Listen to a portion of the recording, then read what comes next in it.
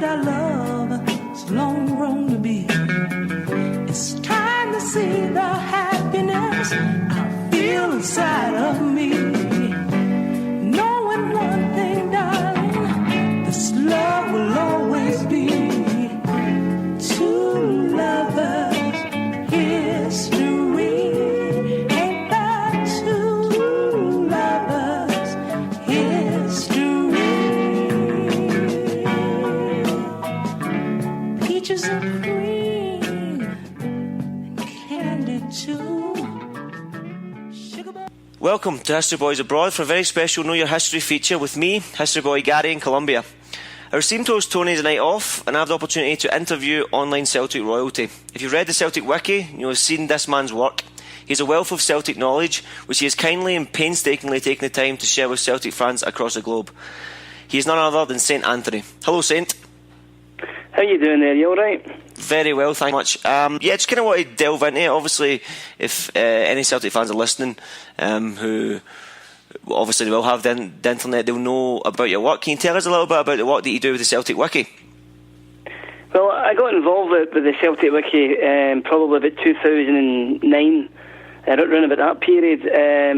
I was very curious to see that it started, and what got me involved was the fact that they have pen picks of all the players who've ever played for Celtic, and they've also got a wee page for photographs. And it horrified me that there was hardly any Kenny Dalglish photographs or any Jock Stein photographs. So I made a wee short-term mission to get all the Dalglish and Stein photos that I could get and scan them and get them onto the computer and get them onto the wiki. And then from there it became, if the truth be told, a wee bit of an obsession. So I've always been blessed by a good memory with regards to Celtic games. So the period that I covered on the wiki mostly was probably from 1965 to 1990. There is guys who do the really early stuff much better than me, you know, the formation of the club and the Billy McNeill years and that kind of thing. So but we've all got our own wee speciality, but certainly in terms of what I tend to concentrate on is getting match reports and just wee trivia. It matters for each game. And of course photographs as well. I think I've got 8,000 photographs in the hard drive, and through time I've put them all into the wiki. So anybody who has a favourite game or wants to trace their first game or has a favourite player, there's a pile of stuff there in the wiki that I'm sure they would enjoy. Yeah, I mean, for this podcast, obviously, you know the kind of nature of the stuff that we do. It's just a Bible for us. I don't think we'd be able to have done the podcast in such a good way without it. So again, kudos to everyone who's really helped with that. What I'd like to ask you is, so you say you started. When was your first game? May I ask? My first Celtic game. Yes. The first one I remember going to vividly was 1972 against Hearts, and for a couple of seasons Hearts wore an Ajax style strip. And I remember saying to my dad, I thought it was Ajax, and asking my dad which player Johan Cruyff was at the time, because Cruyff at that time was probably the equivalent of Messi is now. And Celtic won 4-2 that day, and I was hooked. But I was probably at games before that, but I don't have any great memory of them. The first one I remember vividly about the whole experience, I was about 6, and that was in 1972 against Hearts. Right, but I mean, you started going to games, and obviously, from what I've noticed in terms of research that I've done, is that you seem to have a real, for the kind of Dalglish era onwards. The reason I say this is because we did I don't know if you managed to hear it, but the Roy Aitken one. And a lot of the kind of stuff, and even the blurb you had about Aitken, was from yourself. So it just seems that kind of era was a time that you've probably got some of a encyclopedic knowledge of the games that Celtic were, the games that Celtic had, really. Yeah, as I said there, I was a huge fan as a boy, and as I was growing up in the 70s, you know, you would take the opportunity to read everything and sort of take it all in. It has to be said that at that period there wasn't a great deal of reading, because the Celtic View was always a must get on a Wednesday, even though it was a wee newspaper thing at the time. And then you had the football magazines like Shoot and what was the other one? Match Weekly and things like that were quite good for reading up on Celtic stuff. But I think we're very fortunate these days that we have the internet, and we've all sorts of fanzines and publications and websites, and it's much easier these days to get info than what it was back then. Do you feel that your support for Celtic now is the same as it was when you're a kid, or do you think it changes over time? Well, it definitely changes. I think when you're younger, it means probably a wee bit more to you. And the way I would describe it is when I was young, it was a be-all and end-all. I remember in my teenage years when I started following them home and away on a regular basis. If I missed a game, I was distraught. You know, for whatever reason, whether it was a family wedding or somebody being ill in the family or something like that. It really got me down if I didn't get to the game. And I also used to take it fairly badly when they lost back then as well. You'd be sitting in a foul mood for maybe for a day or two. But I think when you get older, you get it in perspective, particularly when you become a parent and you see more things that are happening around about you.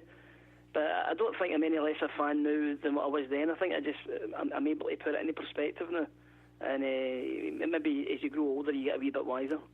No, I feel the same way. I mean, I find myself being able to recall games better from 15 years ago than I can from last year. It's just something but I think that probably shows you just how things change as you get older and stuff like that as well. So let's delve in then. The format, for those who've heard us before, is that the contributor would usually choose 3 memorable games that they've been at. Now, we're going to go to the first game that you chose in a chronological order, but we're going to go to that towards the end, which will become clear why. But the second game that you said to us was the 3-1 game against Rangers in 1981. Can you give us a wee bit of background to that? It's a personal one for me because that season was very much a season of two halves. Up until the new year, Celtic were very, very inconsistent. There was a horrible period around about November where we lost 3-0 at Ibrox, we lost 2-0 to Aberdeen at Parkhead, and then we lost 3-0 to Dundee United at Parkhead within the space of about 2 weeks. And the team wasn't playing well. It was hard to describe. The balance of the team wasn't right at the time. Although the players were still putting a lot of effort in, and Billy McNeill was the manager, and I think he was at his wit's end because he couldn't work out why so many players had lost form. But from a personal point of view, I was getting taken fairly ill on a regular basis. I had a sort of sickness thing that would come upon me every 2 or 3 weeks. And unknown to me at the time, it was a grumbling appendix, and it had been misdiagnosed as food poisoning or growing pains or God knows what else they were saying. And I was suffering in tandem with the team's bad form. So it got to January, and it all came to a head one night when my appendix burst and I got rushed into hospital. And I got an operation to get the appendix out. And from that day onward, Celtic never lost a game at the end of the season.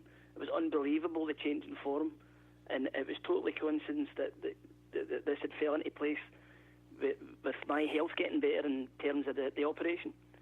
So the game that we're referring to was February 1981, Celtic and Rangers at Celtic Park, and there was a 3-horse race for the league at that point. It was Celtic, Aberdeen and Rangers, and this was a really important game. And Glasgow was a wee bit crazy that day because there was a huge trade union march that my dad and my uncles went to support people like the Chrysler workers at Linwood and the Ravenscraig workers at Motherwell. There was a singer, guys, for Clydebank, whose these factories and works were all under great pressure of closure from the Margaret Thatcher's Conservative government. So there was something like, from memory, I think there was something like 20,000 people marching through Glasgow in the morning of that game. And also, it had just been announced that the Pope was coming over to Scotland in 1982, and Ian Paisley and Pastor Jack Glass organised a march. I think it was in Bellhausen Park for that day as well. So it was a bit of a crazy day. You had this Orange March in Bellhausen Park. You'd all these trade union guys marching through Glasgow, and you had a Celtic Rangers game, and the it was bedlam, to be honest. So the game itself, Rangers started fairly well and they scored first, and then Celtic hammered them for the rest of the first half and couldn't get a goal. And there's always that wee sneaking feeling that you think this is just not going to be one of these days. But in the second half, Celtic came out and played unbelievably well, and they could have won 5 or 6-1. They were absolutely terrific. And it was Charlie Nicholas's first goals against Rangers. He scored the first 2 goals, and Rangers made a big push towards the end at 2-1. And it's a very memorable goal that anybody from that period will always recall. Roy Aitken chased a ball out to the touchline, and he shrugged off Sandy Jardine, and he started running down the wing, and he must have thought to himself, I may as well keep running because I'm well out of position and I better not lose the ball. And he started running into the penalty area, and he went across the ball to Frank McGarvey, and one of the Rangers defenders blocked it, and it came back to Aitken, and he just instinctively hit it right into the roof of the net. And that would have been about maybe 88 or 89 minutes. So that was 3-1, and it was a great feeling knowing that the game was finished at that point, because they were never going to throw away a 2-goal lead. And it's just a day that I remember really clearly as a 15-year-old boy. It was really, really exciting. The whole day, from the morning right through to night time, it was just terrific.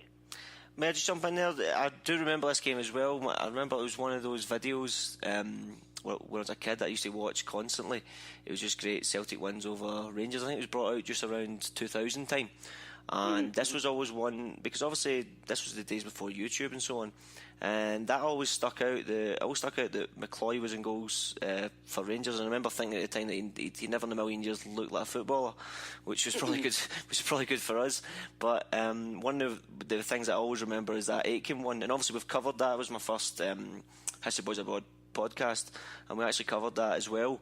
What I always think, it was very instinctive the way, because he tried to square it for, was it McGarvey or was it Nicholas? He did. McGarvey was unmarked in the middle, and what he was hoping to do was just, as you said, square it across the goal for him to hopefully tap it in. But the Ranger defender made a good interception, and it just fell back to him, and he just instinctively blutered it right in the roof of the net. Mm-hmm. Would I be correct in saying that maybe Nicholas would have been your favourite player around about that time? Who was your kind of Celtic heroes of that kind of era? I was never a guy who, through the times I've supported Celtic, you've had Jimmy Johnson, you had Kenny, you had Danny McGrain, you had Paul McStay, you've had Henrik Larsson. I was never into one particular player. I liked the team as a whole. Rather than the individual, but I do have to say that there was a couple of guys that stood out at that time. Davy Provan was a fantastic player. He was the best crosser of a ball I think I've ever seen. He was phenomenal, and the number of goals that he created in his time at Celtic was tremendous. And then Tommy Burns was at his peak at that point. Tommy was that season was tremendous. But it was a very likeable team. There wasn't anybody in this.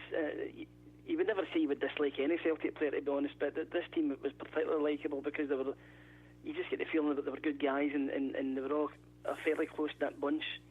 And some of them might not be the best players in the world, but they certainly gave their all, and that came through each game they played. That was clear that was the case.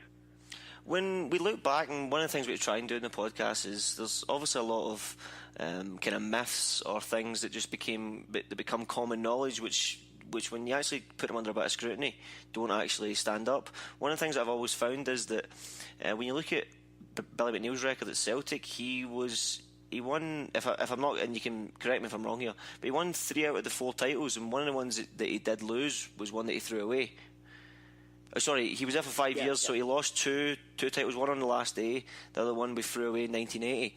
And the kind of common knowledge, the kind of common conception is that Aberdeen were this all-conquering team, and they were the best by a country mile. But we actually, even though they were a very, very strong team and they done fantastically well, Celtic, especially in these kind of years, were getting the upper hand on them most seasons.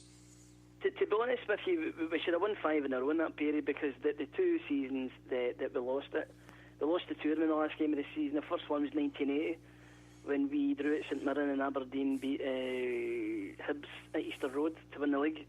That was the first time Ferguson had won the league. And then we did the same in 83 when we had a considerable lead, and then we blew it with a few daft defeats at the end of the season, and let Dundee United creep up on us and steal it, if you like. So we should have won 5 in a row, and they were a very consistent team in the league. But the problem they had was where Aberdeen stole a march on us in Dundee United, is that Celtic couldn't really transfer their domestic form into Europe. But they were very unlucky with the draws at that time. I mean, they were getting Real Madrid, Ajax, Real Sociedad when they were Spanish champions, Juventus when they were Italian champions. These were, we very rarely get an easy draw in Europe. We always seem to get a humdinger, a tie. And with a wee bit of luck, we could have done better in Europe, particularly the year that Sociedad beat us. We lost a daft goal at Celtic Park, and that was the difference. We get 3-2 in a game. Yeah, that's one of the kind of conceptions you have as well. But I suppose you hear the names of these teams, but you're never quite sure how good they are at the time. But yeah, I think you make a fair point there.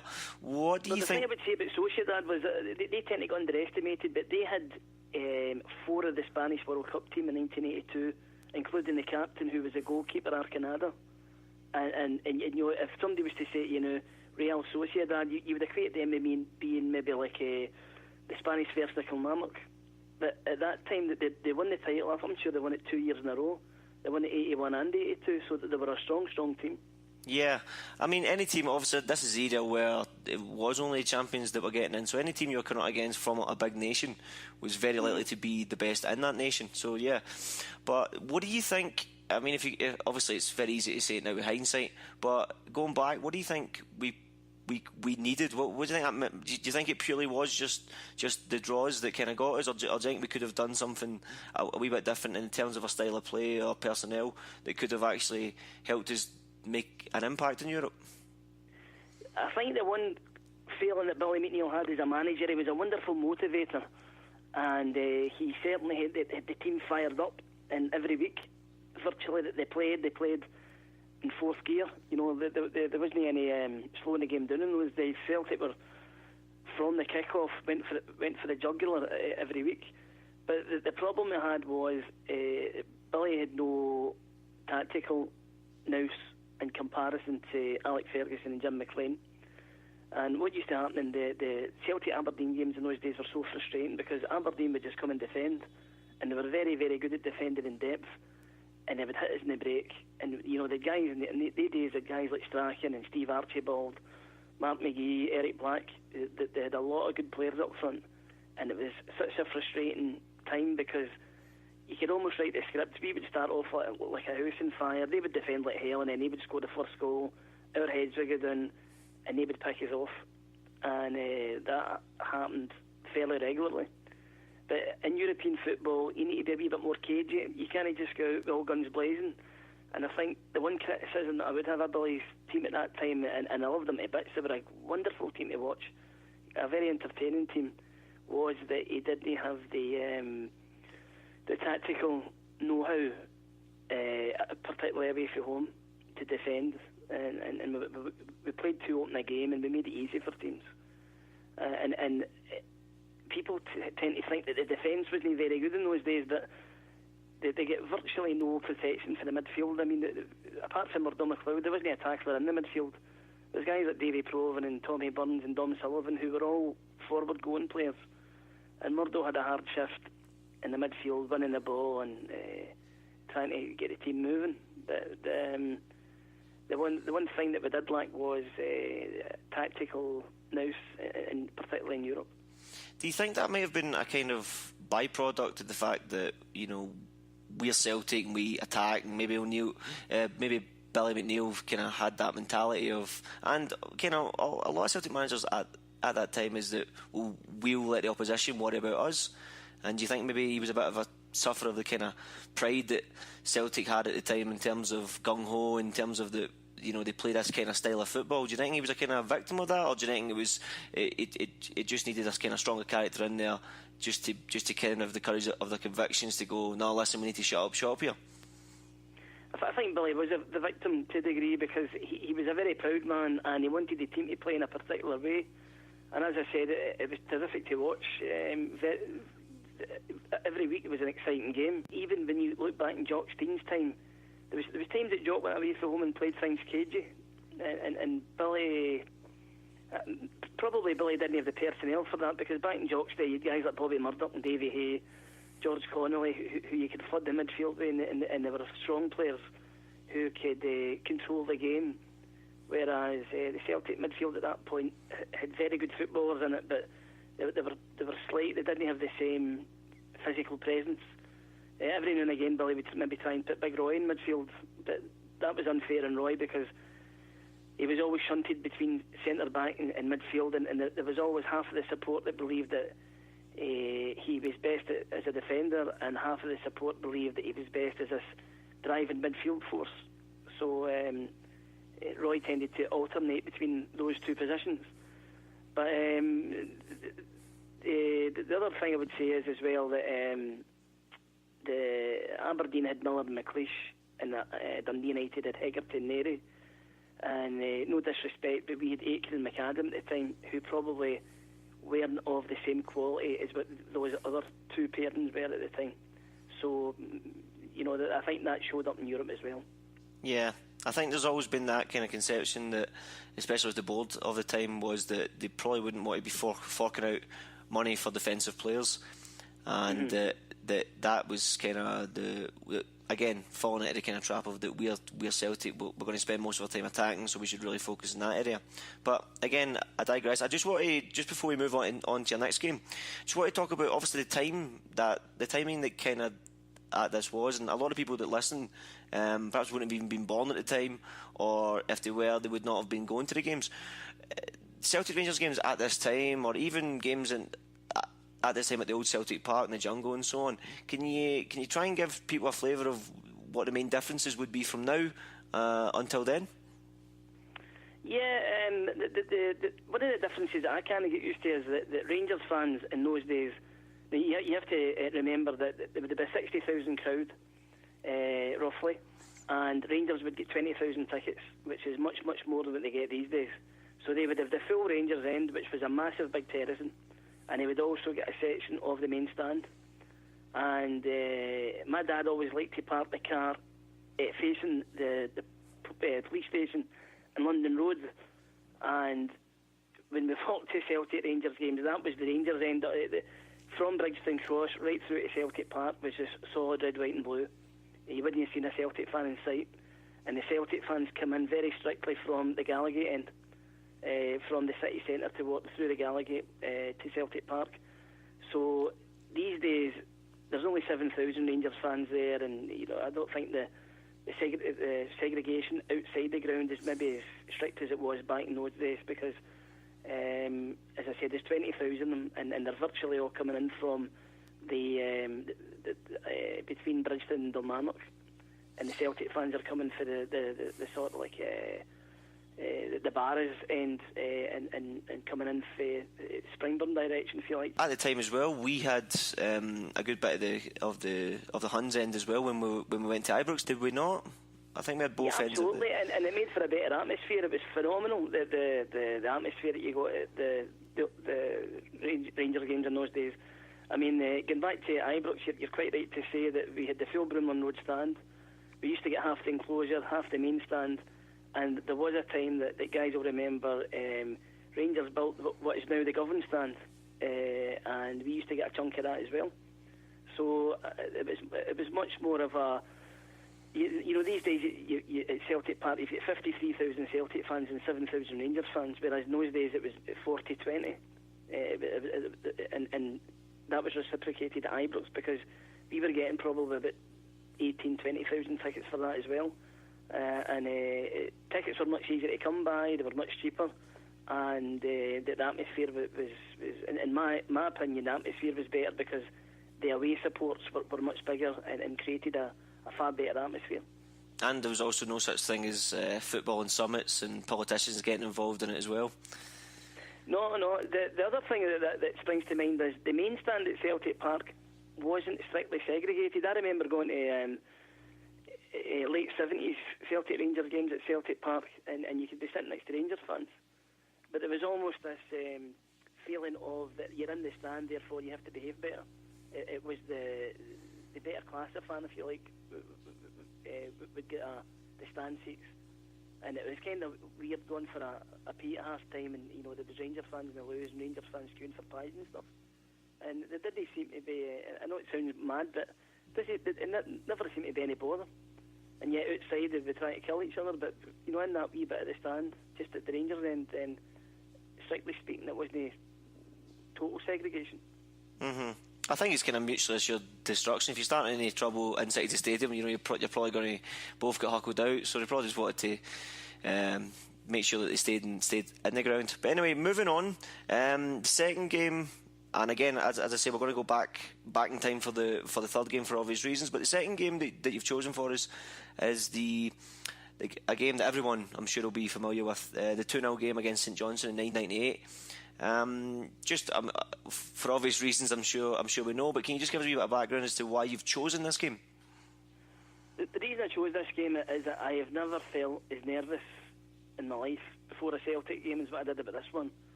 Anybody who remembers the period will remember that we had the chance to win it at East End Park the week before it, and we sort of blew it because there was a guy called Craig Falconbridge, one of those names that you'll never ever forget. Never. And he scored with a horrible looking header. Wasn't a particularly good goal, to be honest. It sort of looked as if it was going over the bar, and then the next thing it dipped and it ended up in the net. So there was always that feeling that Rangers are going for 10 in a row, and obviously we're trying to stop them. But there was maybe 2 or 3 days after that Dunfermline game when I felt really low, and I just had this horrible feeling that we're going to blow this. I can just see it happening. It's going to go to the last game of the season, and but the bottle will crash, and that'll be a disaster. And then maybe halfway through the week, I thought to myself, well, do you know something? If somebody had told you at the beginning of the season that you'll play St Johnstone in the last game and you need to win the league, everybody would have bit your hand off for it. And then I began to feel better, and I thought, well, the pressure isn't on us, the pressure's actually in Rangers, because we can only blow it. And from Wednesday, Thursday, Friday, I was extremely confident. And there's also a wee thing I remember at the time, like positive, putting out a positive vibe, because I kept saying to myself, well, if we get in here with trepidation, we'll probably end up blowing it. But if we go in full of confidence and grasp the opportunity, then I think we'll win.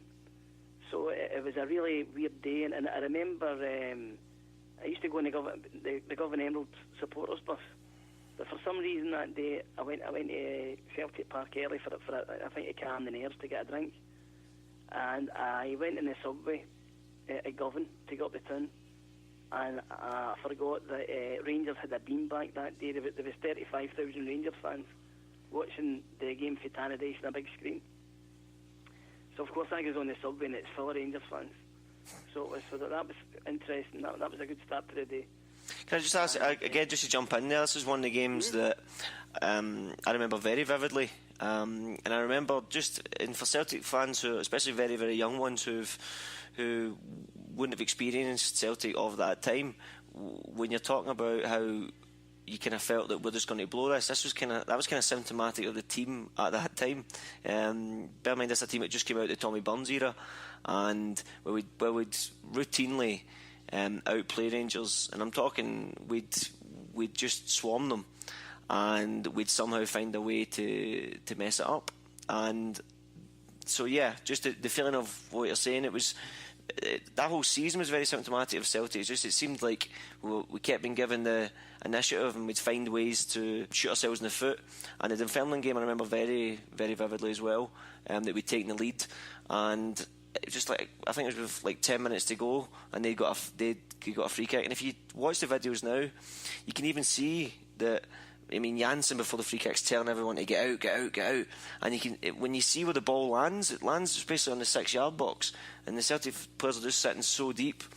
And it actually reminds me a wee bit of the game against Motherwell in 2005, when again it just seemed that the players just the occasion and being so close to something were just doing things that were against what they'd normally do. And sitting deep is one of those things where you're just trying so hard to protect something that it goes against all logic and it just invites pressure. And I just remember that, yeah, as you say, that goal, it was such a weird goal in a way that it loops way up and just drops in at the back post. It was sort of like slow motion. You were watching it and you're thinking, that's either the keeper will get it or that will go over the bar. And then as it dropped into the net and a big roar went up through the Inferno, and then you thought, oh, good grief. But I always remember there was in the last couple of minutes there was a big scramble, and Morton Vikhorst had a shot cleared off the line. And as you said there, the symptomatic of Celtic blowing it in that era. And the one thing that Rangers had that we lacked, although we did catch up on them, was Rangers had players with mental toughness. We had good players, but with flair players. But Rangers had more resolve at that point. And although it changed slightly because we brought in guys like Mark Reaper, and I think Paul Lambert was a big bonus that season as well, because he brought this European psychology from Borussia Dortmund, and he was a strong player, strong in the tackle, but also a strong-willed player. And then I think Henrik up front as well, although he was the Henrik that he became that season, he was still a big asset. He was another guy who had great mental toughness as well, and when you put it all together, that was a good mix. But the nerves that day, I'm describing it. I think anybody who was there that day would get it as well. And my abiding memory will always be the second goal, because when it was 1-0, anything can happen. As you said there, the Motherwell thing at Fir Park in 2005, one goal's never enough. And the longer that game against St Johnstone was going with 1-0, everybody's in nettles, because Rangers are winning at Tannadice, and it only takes one fluke goal for St Johnstone and the whole thing comes crashing down. So Jackie McNamara's cross was right in line with where I sat at Celtic Park in the top of the north stand, and I can, in my mind's eye, I can still see McNamara squaring it across and Brad back running and scoring, and it's a wonderful, wonderful feeling. Yeah, I think anyone who knows of that time and so on, it's one of those ones where I think it's 100 times worse if you're a fan. Whenever players of that era kind of speak about it and talk about playing in that game, they were saying that they weren't that nervous, and I think because they've got the game to focus on, and so they're doing their work. It's the ones watching, the ones that have been waiting, nearly basically 10 years to win a league. Yeah, it's a long wait, and it does something to the kind of group psyche, especially. That's one thing I notice now, and when you speak to Celtic fans, you see Celtic fans on social media and stuff like that. I still remember a time when Celtic fans were a lot more negative. I don't know if negative is the right word to use, but a lot more jittery than they are now, and there was always that feeling of something's going to go wrong, and it stems from that era of that kind of prolonged era of nothing really going right for the team, whether it be on or off the park. I remember talking to a guy and he says, "Oh, you must have been desperate to stop 10 in a row," but it was just true to a point. But I was desperate for us just to win one in a row, just to win it for us. Didn't matter if it was Rangers were 5 in a row, 6 in a row, whatever it was. I just wanted to win it for our own satisfaction, and I think what makes that particular league title special in my eyes is, from a personal point of view, that I was the treasurer of the Govan Emerald bus for 8 seasons, and we only won one trophy, and that was the Scottish Cup. And it was hard keeping a bus on the road, and it was hard going to places like St Johnstone and Airdrie and Falkirk when you knew probably that you weren't going to win because the team were playing so badly at the time. And places like McDermott Park and Broomfield and even Fir Park and things like that were really hard places for Celtic teams to go in nowadays. And there was just this feeling year after year after year things aren't getting any better. When is this all going to end? And it was such a feeling of probably the overwhelming feeling that I had at that time was just pure relief that we had won it at last. We had stopped there 10, obviously, but at the same time, it was just nice to get that feeling of winning a league title again after all those years. Did it? I mean, again, it's a question with hindsight, because obviously, you're a Celtic fan first and foremost, and you just want to see the team do well. But were you saddened that Tommy Burns couldn't do it? That someone like that, and even as you've mentioned before, would have been a boyhood hero of you, and the kind of changes that he brought to the club, which I think he done a fantastic job. When you talk about that transition from the team Celtic were into the team that they are now, he played a massive part in that. But did you feel a bit sad that it wasn't, that you couldn't see him perhaps do that? Would have that been a bit more fitting to you? Yeah, I feel sad and I feel grateful at the same time, because Tommy took over a club in 1994. It was all over the place. I mean, in the playing side, the squad was total. Apart from, I would say, Paul McStay, John Collins and Tom Boyd, the rest of them were mediocre, and I mean really mediocre. And as I said, this is an era where we're going to places like Falkirk and Airdrie, and you're getting beat. You get knocked out the Scottish Cup with Falkirk, you get knocked out the League Cup with Airdrie in penalties. Horrible time. So when Tommy took over, the one abiding thing that I think that I'll always be grateful for him is the quality of player that he attracted. You know, in the early days it was Pierre Van Hooijdonk, Phil O'Donnell, and you just get a wee feeling that things are getting better gradually here. Maybe not as quick as we all hope for. And then all of a sudden, Stubbs arrives, Cadet arrives, Andy Tom, Paolo Di Canio, even guys like Jackie McNamara and Tosh McKinley, who came to Scottish clubs, were terrific signings.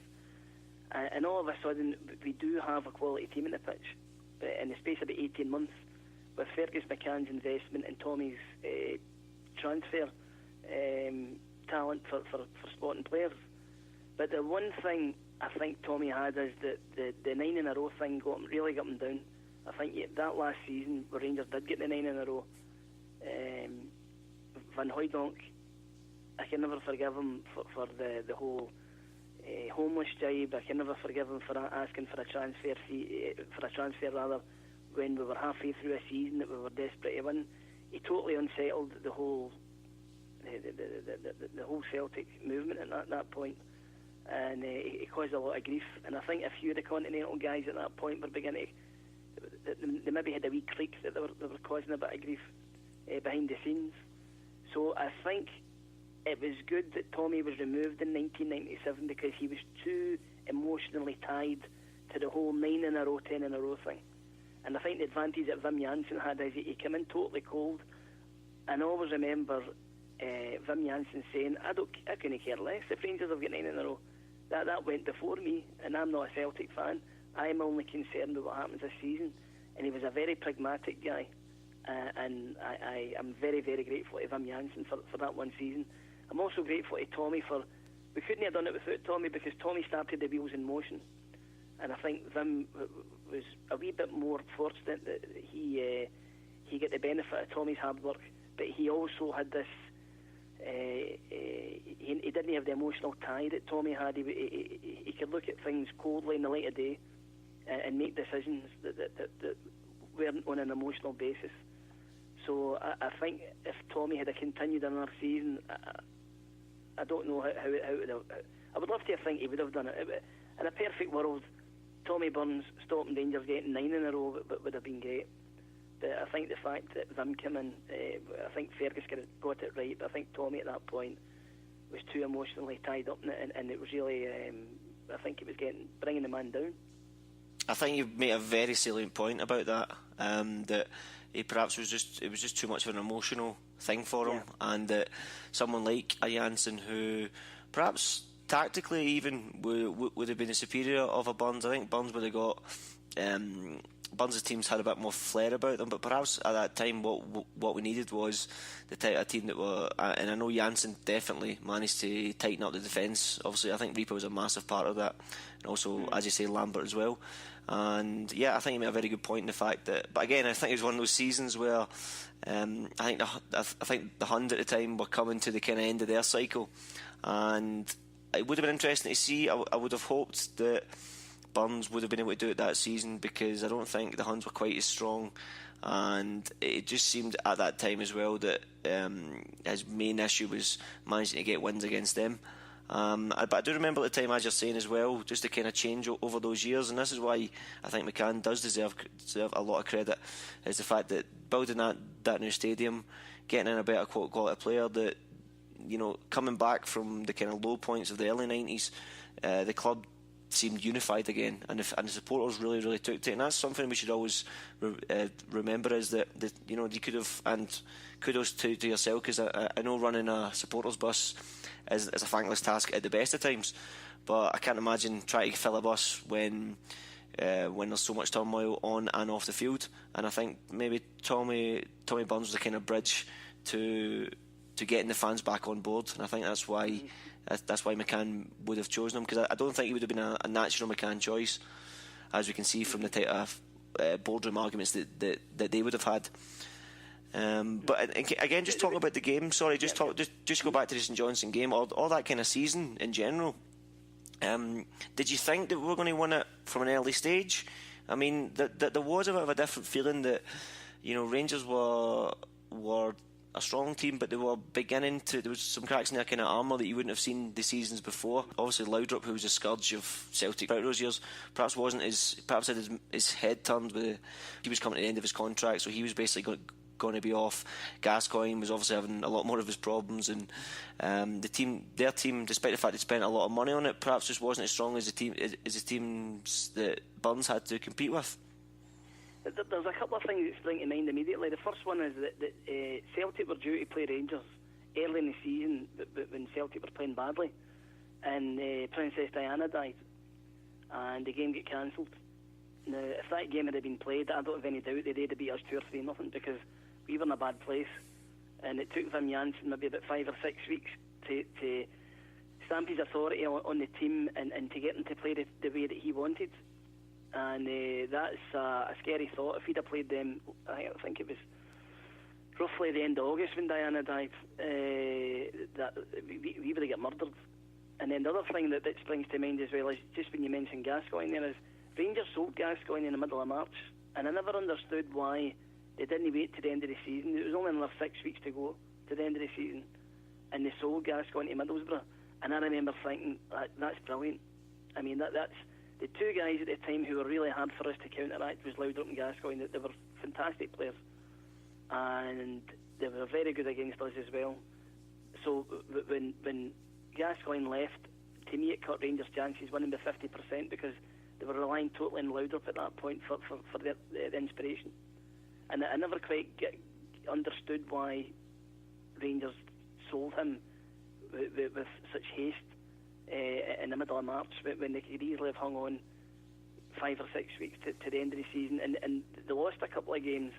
They lost to Aberdeen at Pittodrie and they lost to Kilmarnock at Ibrox. And you do have to think that if Gascoigne had been playing, there's a chance that they'd won one of those games. So Who knows? I think from one of the memories I have of that season as well is the New Year's game. Gascoigne started it on the bench, so it may have been just at this point that these off the field antics were just getting a bit too much, and they got a very good offer. I mean, I think they basically recouped all the money on him, and I think with any kind of objectionable look at it, he would have been 30 odd around about this time. He was his injuries and his kind of antics were taking their toll on him, so perhaps he's got a good offer and thought he isn't really playing. But yeah, I can see what you mean. It would have been a psychological boost for us at that time as well. But I mean, that kind of. You asked me there when I thought we were going to win it. I have to say, in all honesty, I didn't think that we were going to win that league until the end of January, and we went to Tannadice one night, and it was a horrible cold night. Really, it was. I think there was snow in Dundee, and the pitch wasn't very good, and it was bitterly cold, and United took the lead. And then maybe about 10 minutes to go, Simon Donnelly came on as a substitute and scored the equaliser, and then we were into injury time, and right into injury time. I mean, I think it was only like seconds left, and at the edge of the penalty area, Craig Burley tried a shot, and I was right behind the goal. It wasn't a very good shot, I have to say.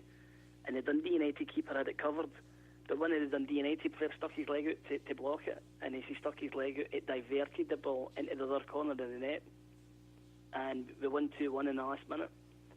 And I remember the journey home that night. I can remember this vividly. Funny enough, it's funny what sticks in your mind. And that was the first time that I dared to think that we're going to win this league here. I just had a gut feeling that something had changed. That wee bit of luck when that ball hit that defender and went into the net wouldn't have happened a year before or 2 years before, but it happened at that time. And then there was several other games as well in about that period. We went to Aberdeen, and it was a really close game, and Craig Burley got the winner from a penalty. There was a game at Kilmarnock on a Wednesday night where Simon Donnelly scored a smash of a winning goal when he chipped the goalkeeper. And those games were such close margins. We were winning those games by. And there was just as the season was drawn to an end, there was a sort of surge. I think all the supporters just felt that this just might be our year. And thank God it turned out well. And that's one thing that one of my vivid memories from that season. I think Burley got 15, was it, from midfield? Or was it 15 or 20 or something like that he scored? Mm-hmm. And that season he popped up with a lot of important goals. I remember he scored one against Hearts. Because Hearts, what you need to remember is at this time, Hearts up until January were right up there with us and the Huns. Mm-hmm. Hearts had a cracking start that season, and they had a fairly decent team. They had Cameron, Stefan Adam. They had a lot of decent players. Davy Weir. You never had the feeling that they were going to go on and win it, but you knew you were in a game when you were up against them. Yeah, they did a good season. They were. I think they were in it right up until March. To be honest, it was a 3-horse race. I think that helped us that season that there was a 3-horse race, because it meant that other teams weren't just worrying about Celtic and Rangers. They had to try hard against Hearts as well, and I think having a 3-way split definitely helped us overall. Yeah. So, do you remember just again to talk about the game itself? Were you on the pitch after the game? No, I was in the upper stand, and it would never crossed my mind to run on the pitch anyway, to be honest. But I was just so happy. I don't remember much about the last 10 minutes, because the second goal just killed the tie. That was the end. And I remember getting into work Monday morning, and there was guys in the office who were Rangers fans, and they were describing the feeling that they had. They knew when it was 1-0 there was a wee chance and Johnson might get a goal, but they knew themselves that when the second goal went in, that was it, finished. And that was such a relief for us, but it was painful for them as well. So I think that's the word. I think relief is the main thing, and it's something that, again, a whole new generation of Celtic fans won't have seen the same type of challenges that Celtic had in the 90s, and wouldn't have known the fact that we're not the top team, and it's not always assured that we're going to go on and win the league. And it's a kind of period of dominance that we're in now, where we're very, very spoiled with the type of team and situation that we have in Scotland. But to move on, so obviously to a game now, I just want to give a wee bit of background. This game is such a big game for you. You decided to write a book on it. Is that correct? That's correct. It's the last game is the 4-2 game in 1979 when we beat Rangers in the last league game to win the league with 10 men. And I was 13 years old at the time. It was the first year at school. So again, it goes back to what we were talking about earlier about how when you're at an impressionable age, and memories will stay with you for life. And certainly that game will remain with me to my dying day. It was just such an unusual time. It was a Monday night. It was the end of May. There had been what actually saved Celtic's skin that season, to be honest, was the bad winter that we had, because we didn't play a game from December the 23rd to March the 3rd in the league. That was 10 weeks. And it was funny as well, because there was other teams getting games postponed, but some of them were getting to play their games. And at one point in the league, we were 7th out of the 10 teams in the Premier League. Now that might sound bad, but we had maybe about 4 or 5 games in hand. But there's no guarantee you're going to win those games. But when the spring came in and we started playing games on a Saturday, Wednesday basis, we quickly caught up and we went on a run, and a terrific run. And at the end of the season, it was all down to one game between Celtic and Rangers at Celtic Park. Just before we kind of go on to the game itself, for people who don't really know of Celtic of this era, this is just a year after Jock Stein has just left Celtic. It's Billy McNeill's first season. Can you kind of give us a flavour of what the kind of general perception was at that time? Was the Celtic support kind of maybe a little bit spoiled by how good the team were in the early 70s, and they kind of came into the late 70s and we've kind of dropped off a level? Was there a lot of criticism of the team, or what was just the kind of general feeling around the club around about these kind of years? You could probably trace it back to Kenny going to Liverpool, and he was never replaced. And to be honest, they didn't even try and replace him, which is a bit of a crime because they got a lot of money for Douglas. And there was young guys about the Premier League at that time, guys like Paul Sturrock and even Willie Pettigrew and people like that who scored a lot of goals. That if Celtic had brought them in, at least it would have given them something. But Jock Stein decided to carry on without Douglas, without trying to replace him actually, and it had a terrible season. And we didn't win a trophy. We finished 5th. We failed to qualify for Europe. Now it has to be said that it wasn't just the fact that Douglas left. Danny McGrain had a bad injury, it kept him out for 18 months. Pat Stanton had such a bad injury he had to retire, and Alfie Conn was riddled with injuries as well. So you didn't have a big squad in those days. I mean, that's probably Celtic's 4 best players who have either left or injured, and there's no way you could have hoped in those days to cover for that. I mean, the point I made in the book was that in the modern age, it wouldn't be unusual for Celtic to go to South America and buy a player, or go to the Middle East, to Israel or somewhere and buy a player. The world's your oyster these days. But in 1977-78, Celtic had the only market that they could buy players was in the Scottish market. And there was nobody good enough to replace Douglas, to be honest, but they didn't even try.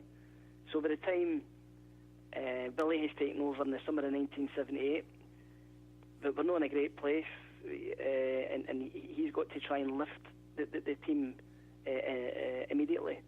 And there was a feeling of, for my dad's generation, there was definitely a feeling of sadness when Jock Stein left, because they worshipped Jock Stein. I mean, like my dad and uncles, even at an early age, I would have been 12 when Billy McNeill took over for Jock Stein. So for the first 12 years of my life, Jock Stein, to all intents and purposes, was Celtic.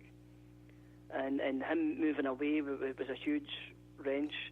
And Billy had certainly a big job to follow in his footsteps. Of course, just to jump in there, would you say that round about this time, though, that there was a general consensus, as much as he basically made Celtic and the modern Celtic that we know now? Was there a sense that maybe it was time for him to move on? But a sense that maybe especially when you see somebody like a Celtic legend like McNeill, who was, for all intents and purposes, doing a very good job at Aberdeen, even though it was a very short time that he was there. Was there a kind of sense that fans are growing impatient, they wanted a younger man in, and that Celtic needed that lift at the time? Or do you think that Stein would have still afforded as much time as he realistically would have wanted? The feeling at the time was that the Jock was never the same after the car crash in 1975. And from what I can gather, lesser men would maybe even have died in the spot, because he was a very powerful man. He was a sturdy guy. And if you read extracts from the time, it was a horrendous crash. It was life-threatening. He was in hospital for a very long time. And he missed a full season in 75-76. But he came back the following season. He seemed to be refreshed, and he won the double, which everything was going as well. But I think when Kenny left for Liverpool, I think a wee bit of Jock's heart went at that point. I think the Leash was such a presence and such a good player. In fact, not just a good player, he was an outstanding player. And I think when Kenny went to Liverpool, I think a wee bit of Jock died inside. He was never the same after that. Do you reckon? Sorry, just and I've read a wee bit about this recently. Do you think that for all intents and purposes, just before the crash, it seemed like Dalglish had his heart set on leaving. It seemed that he'd felt that he could do all he can in Scotland and that England was a place for him. But he stayed that little bit longer because of Jock. Was it so much of a shock that Dalglish went when he did, or do you think that we might have even held on to him for a wee bit longer than we could have expected? The annoying thing in those days was that the players did not have freedom of contract the way they have now. So in order for a player to leave, the club had to agree to sell him. So at the end of every season, as long as the player was given the same wages as the year before and not a lesser wage, then he was contracted to the club and he couldn't leave. So the frustration at the time from the supporters was that the board were too keen to cash in because they'd already sold Lou Macari to Man United in 73, Davy Hay went to Chelsea in 74 for huge, for at that time, huge transfer fees. And then Kenny gets sold to Liverpool for a record £440,000 fee. So there was a great frustration at that point. The anger wasn't against Jock Stein, the anger was against Desmond White and the Celtic board, because Robert Kelly had held on to the Lisbon Lions and made it clear that Celtic would only sell players when it suited Celtic.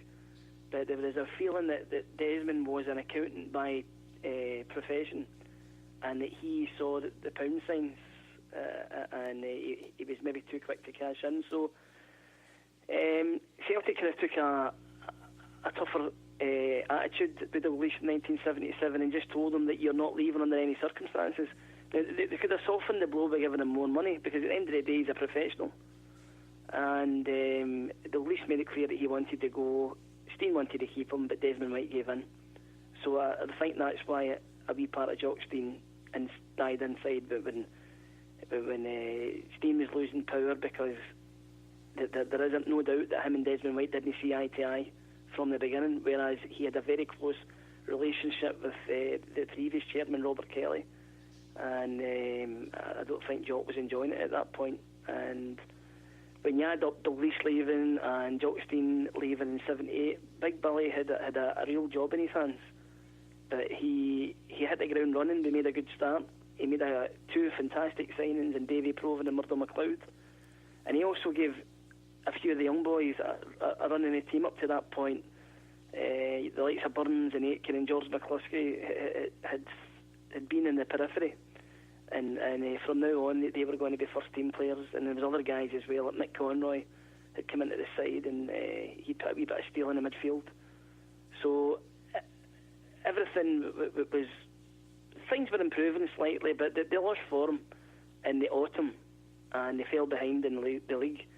But what saved us that year was, I've already explained about the weather, but the other thing was, it was a very unusual league, because Celtic, Rangers, Aberdeen, Dundee United and St Mirren all had spells at the top of the league at some point that season. And at one point it looked as if Dundee United were going to win it, but their last three games were against Rangers at Tannadice, Celtic at Parkhead and Aberdeen at Tannadice, and they only get 1 point out of 6.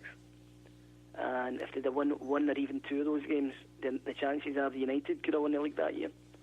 So part of the excitement would have, I mean, I'm just kind of guessing here, but part of the excitement would have been as well, getting to the 4-2 game, was that Celtic weren't exactly guaranteed it out, or even at times seemed that they were in the running. It kind of seemed that it was something that kind of just popped up towards the end of the season, that it was a chance that we could have actually won this league.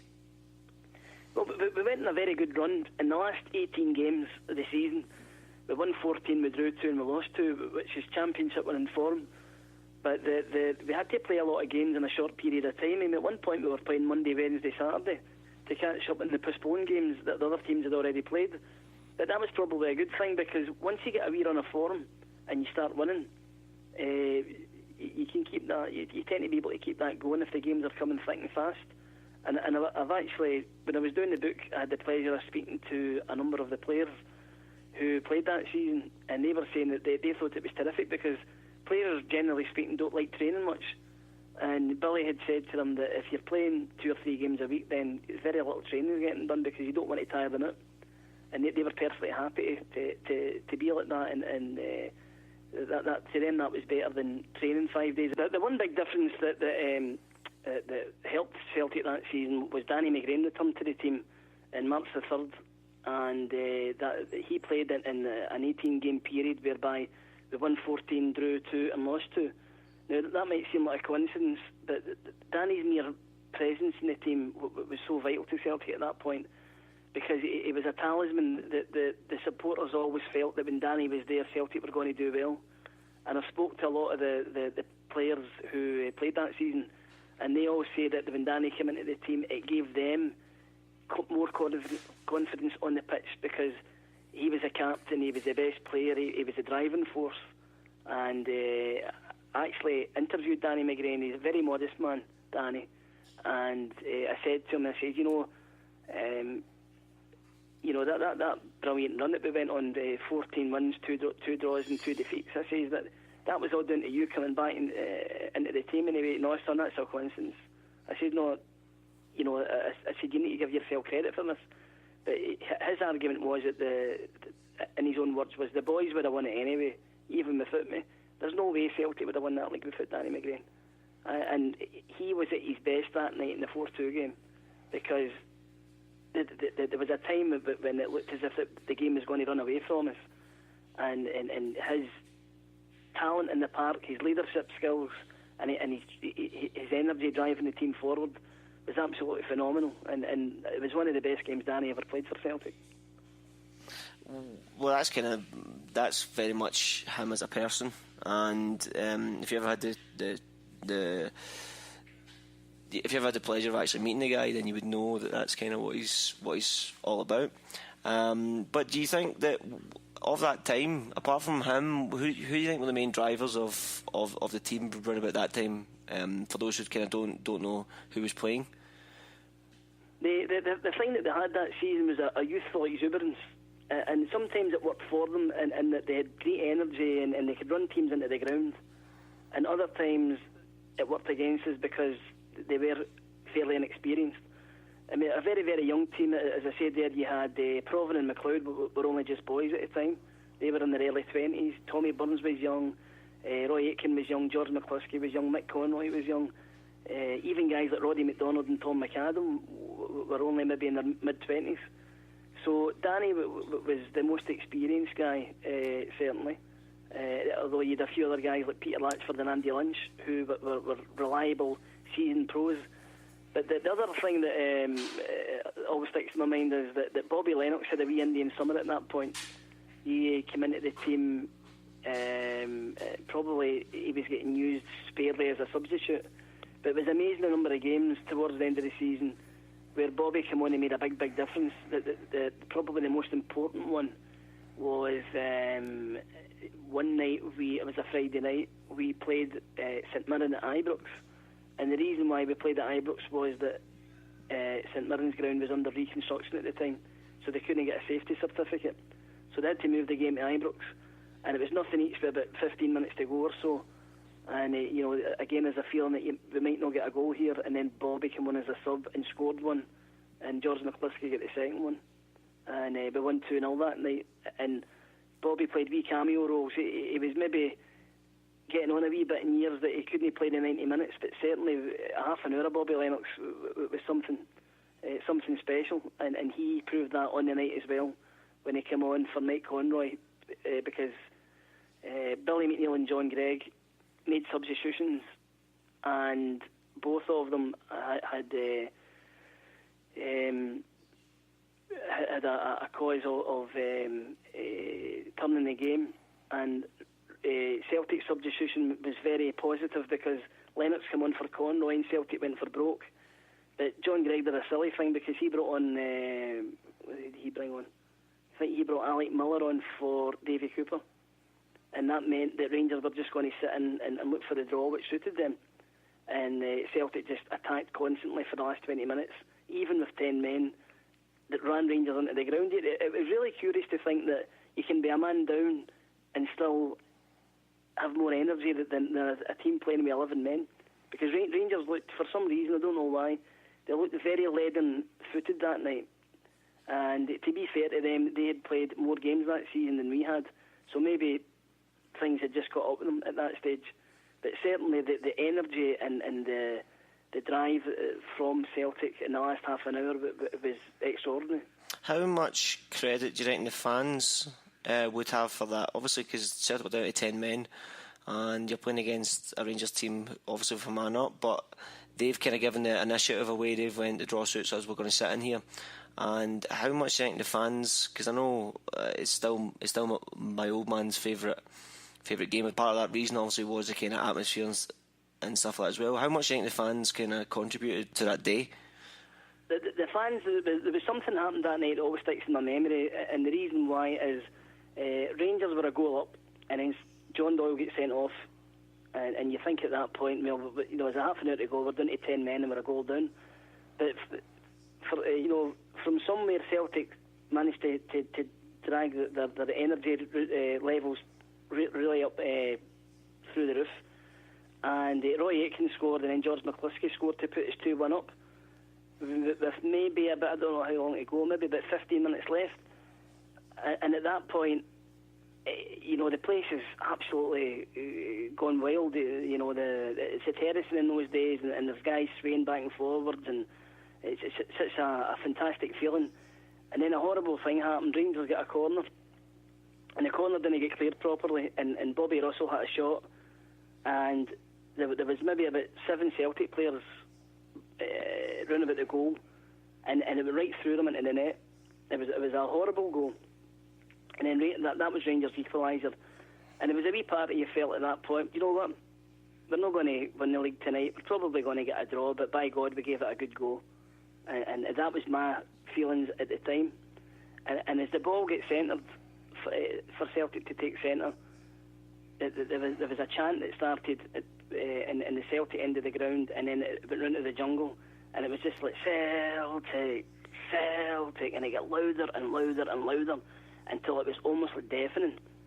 And there was just a frenzy to the game. The fans were in a frenzy, and the players were just possessed at this point, but trying to get another goal.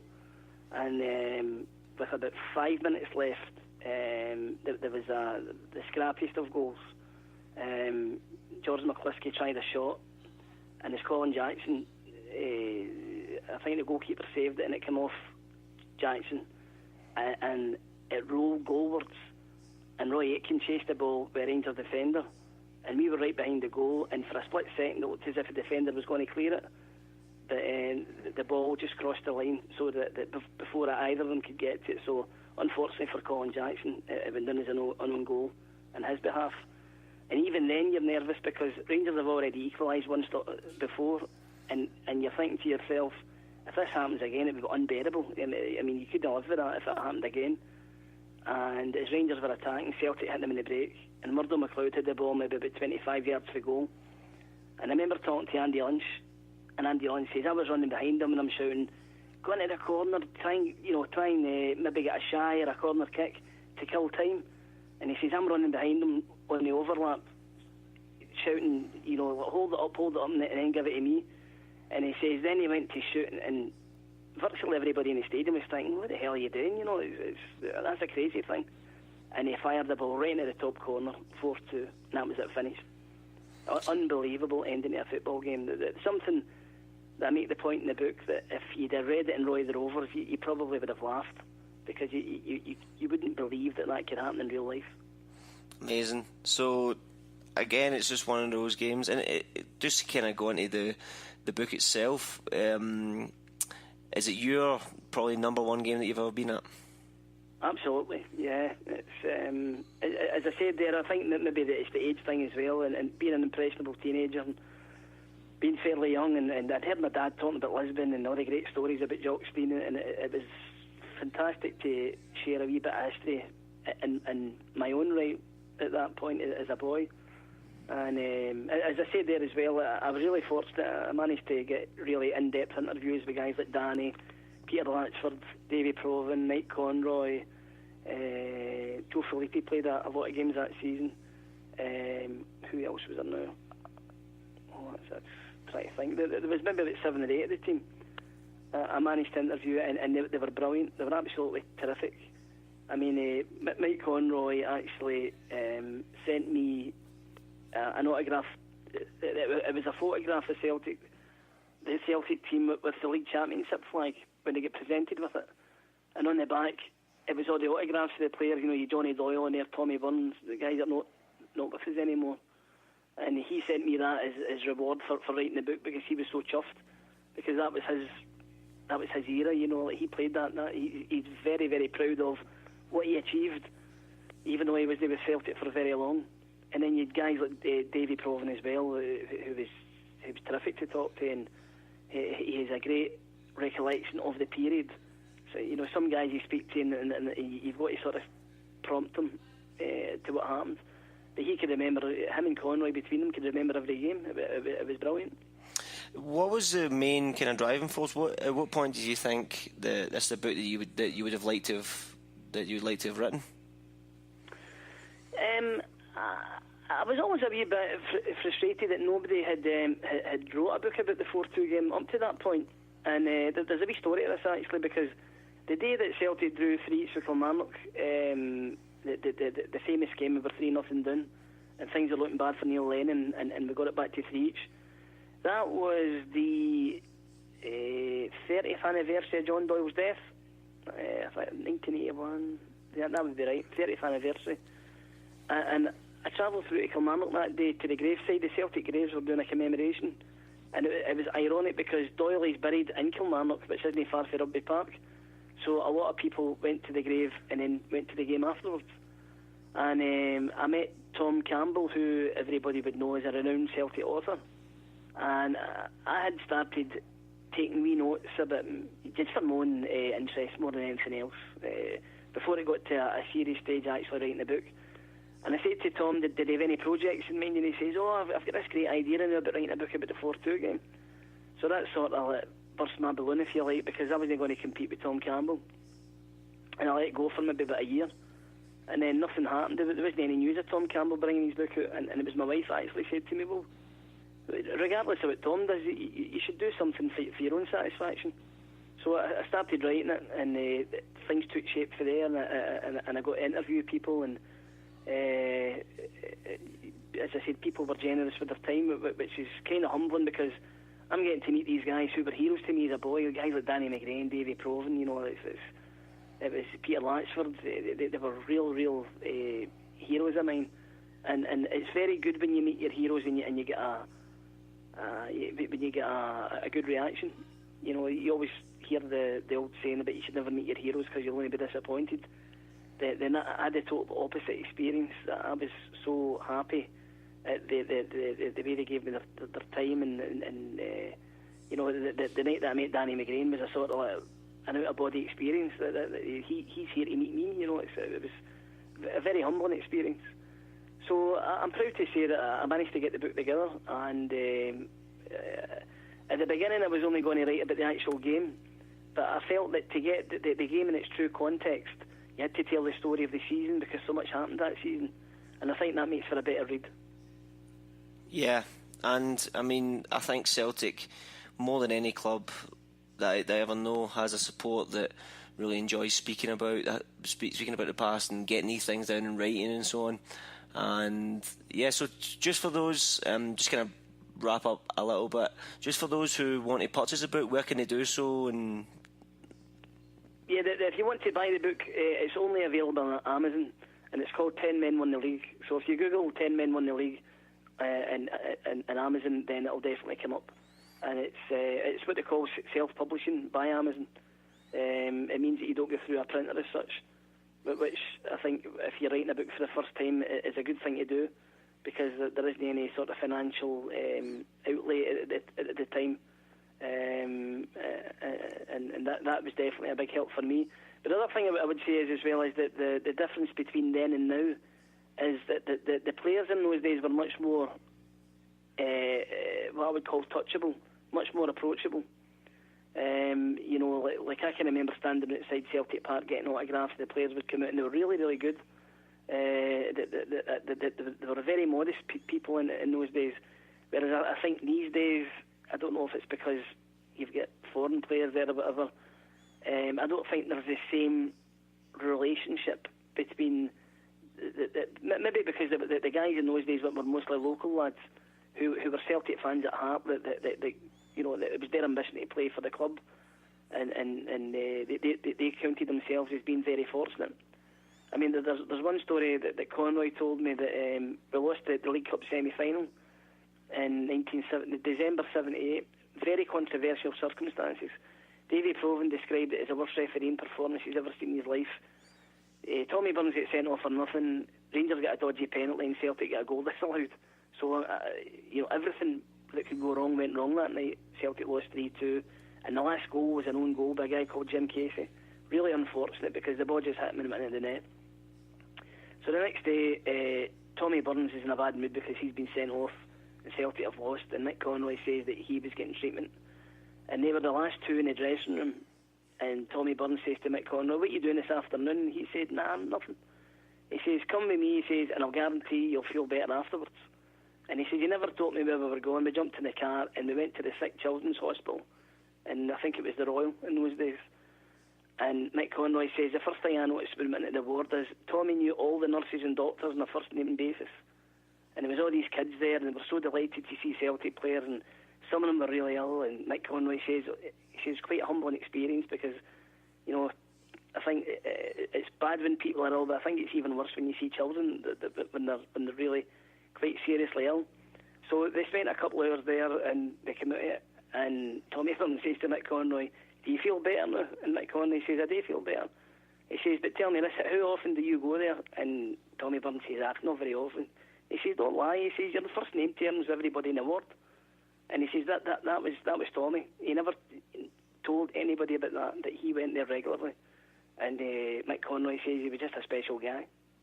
Well, I don't think we can end it on a better note than that. And I think that just kind of embodies why Tommy Burns is such a legend in the eyes of basically every Celtic fan, and not just for the roles that he's had at the club, but just who he is as a man.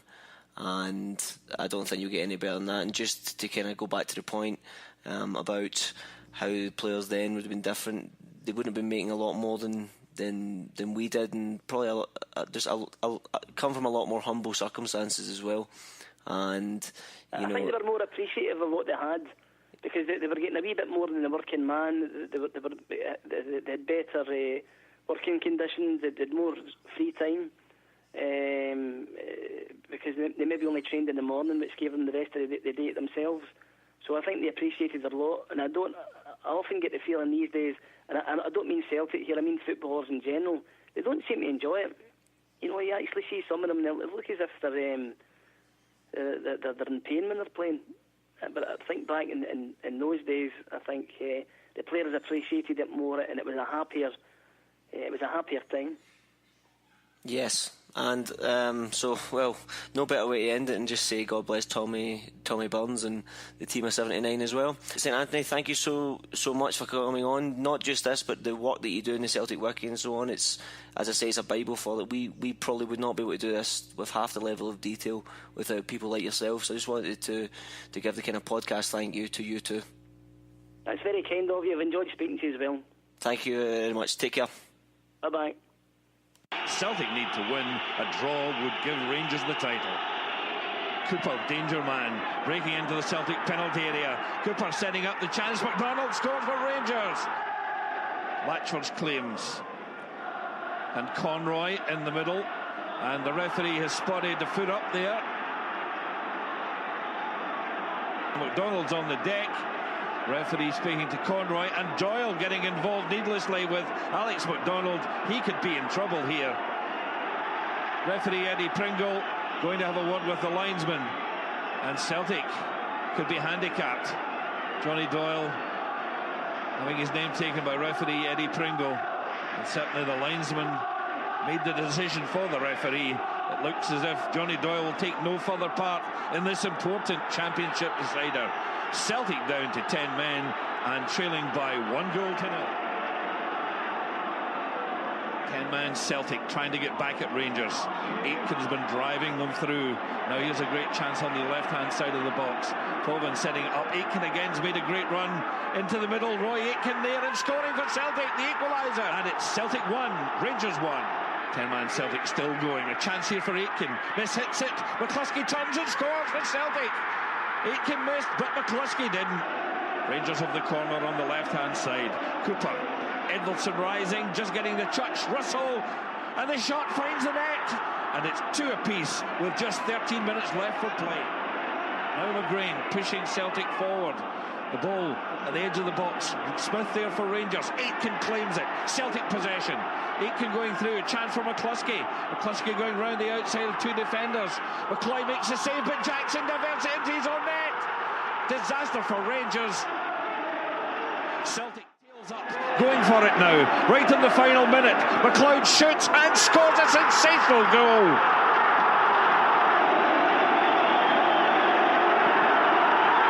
It's all over. Celtic have won the championship. A magnificent strike from Murdo McLeod.